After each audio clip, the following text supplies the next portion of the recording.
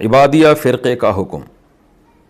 عباضیہ Oman میں عباضیہ فرقہ ہے، کیا ہم اہل سنت والجماعت والے ان کے پیچھے نماز پڑھ سکتے ہیں؟ کیا ہم 4-5 افراد اپنی جماعت کروا لیں تو بہتر ہے؟ بہت پریشانی ہوتی ہے۔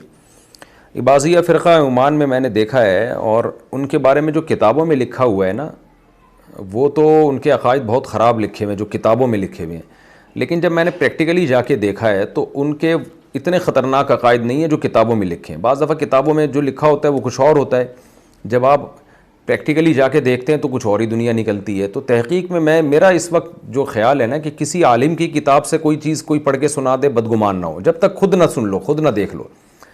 تو میں نے جو عباضیہ فرقے کے لوگ دیکھے ہیں وہاں پہ، ان میں چند چیزیں اہل سنت والجماعت کے خلاف ہیں۔ وہ رؤیت باری تعالیٰ کے منکر ہیں کہ قیامت میں اللہ کی زیارت ہوگی۔ ان کا خیال یہ کہ جو شخص کبیرہ گناہ کا ارتکاب کرتا ہے ہمیشہ جہنم میں جلے گا، جبکہ اہل سنت والجماعت کا عقیدہ ہے کہ وہ ہمیشہ جہنم میں نہیں جلے گا، وہ سفارش سے نکل آئے گا۔ تو یہ چند چیزیں ان کی ہیں، باقی توحید اور نماز اور زکوٰۃ اور روزہ وہ تو سب وہی ہیں جو ہمارے عقائد ہیں۔ صحابہ کرام کو وہ بھی مانتے ہیں، صحابہ کی گستاخیاں نہیں کرتے وہ، تو ان چیزوں میں وہ اہل سنت والجماعت کی طرح ہیں۔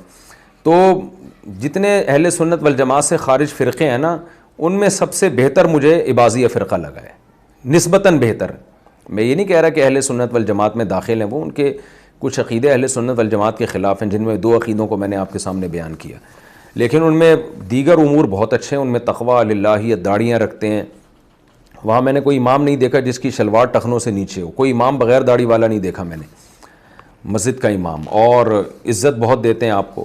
تو اب یہ کہ ان کے پیچھے نماز جائز ہے یا نہیں ہے، تو اس بارے میں ایک اصول اور ضابطہ ہمیشہ سے علماء نے بیان کیا ہے کہ نماز کسی کو اپنی مرضی سے امام بنانا تو شریعت میں جائز نہیں ہے اگر کوئی اہل سنت والجماعت کے عقیدوں کے مطابق نہیں ہے۔ لیکن اگر کوئی مسجد میں امام ہو تو ہر توحید پرست کے پیچھے، ہر ختم نبوت کو ماننے والے کے پیچھے نماز ہو جاتی ہے۔ تو ہماری رائے یہی ہے کہ ان کے پیچھے نماز جائز ہے۔ اور ویسے بھی آپ وہاں جا کے ایک نئی جماعت کریں گے جو ایک مسجدوں میں فرقواریت پھیلتی ہے جو ہمارے یہاں ہے، تو اس کا بڑا نقصان ہوگا۔ لیکن میری یہ رائے ہے، ذاتی رائے ہے، آپ دوسرے علماء سے بھی اس بارے میں رجوع کر سکتے ہیں۔ میں تو اسی پر عمل کرتا ہوں، ان کے پیچھے نمازیں پڑھتا بھی ہوں جا کے، وہ لوگ عزت بھی بہت دیتے ہیں۔ اور اہل سنت نمازوں کو ناجائز کہا جائے گا تو اس سے فرقہ واریت بڑھے گی، تو فائدے کے بجائے نقصان ہوگا۔ لیکن بہرحال اگر کوئی مشرک ہو تو پھر جوڑ پیدا کرنے کے لیے اس کے پیچھے نماز بالکل جائز نہیں ہے، خوب سمجھ لیں، یعنی ایک لمٹ ہے نا۔ تو اہل سنت والجماعت کے عقائد سے جو میچ نہیں کرتے ان کے پیچھے نماز ہو جاتی ہے۔ اپنی مرضی سے ان کو امام بنانا تو ٹھیک نہیں ہے اگر کوئی صحیح العقیدہ ہو، لیکن اگر کوئی مسجد کا پہلے سے امام ہے تو جماعت چھوڑنے سے بہتر ہے انہی کے پیچھے نماز پڑھ لیں۔ لیکن میں نے بتایا کہ یہ آپ اس بارے میں اور بھی دیگر علماء سے بھی فتویٰ لے لیں، یہ میری رائے ہے۔ تو ان کان ثواباً فمن اللہ و ان کان خطاً فمنی ومن الشیطان۔